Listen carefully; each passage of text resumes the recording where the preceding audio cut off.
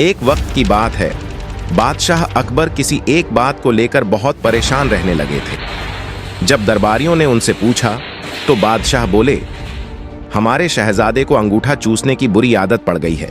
कई कोशिश के बाद भी हम उनकी यह आदत छोड़ा नहीं पा रहे हैं। बादशाह अकबर की परेशानी सुनकर किसी दरबारी ने उन्हें एक फकीर के बारे में बताया, जिसके पास हर मर्ज का इलाज था। फिर क्या था, बादशाह ने उस फकीर को दरबार में आने का निमंत्रण दिया।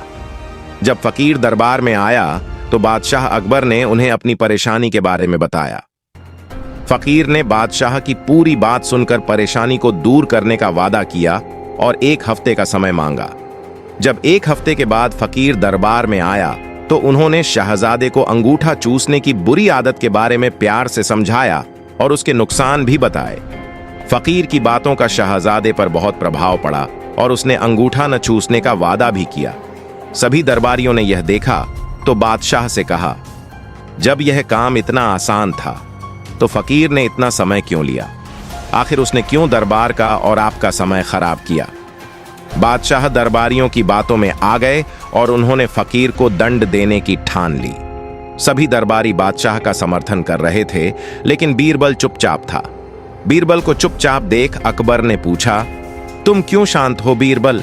बीरबल ने कहा, जहां पनाह गुस्ताखी माफ हो, लेकिन फकीर को सजा देने के स्थान पर उन्हें सम्मानित करना चाहिए और हमें उनसे सीखना चाहिए। तब बादशाह ने गुस्से में कहा, तुम हमारे फैसले के खिलाफ जा रहे हो। आखिर तुमने ऐसा सोच भी कैसे लिया? जवाब दो।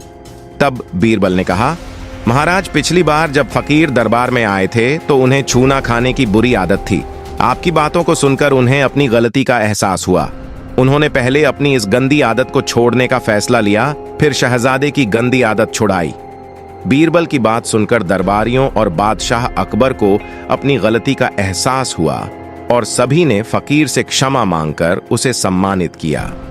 कहानी से सीख, हमें दूसरों को सुधारने के पहले खुद सुधरना चाहिए, इसके बाद ही दूसरों को ज्ञान देना चाहिए।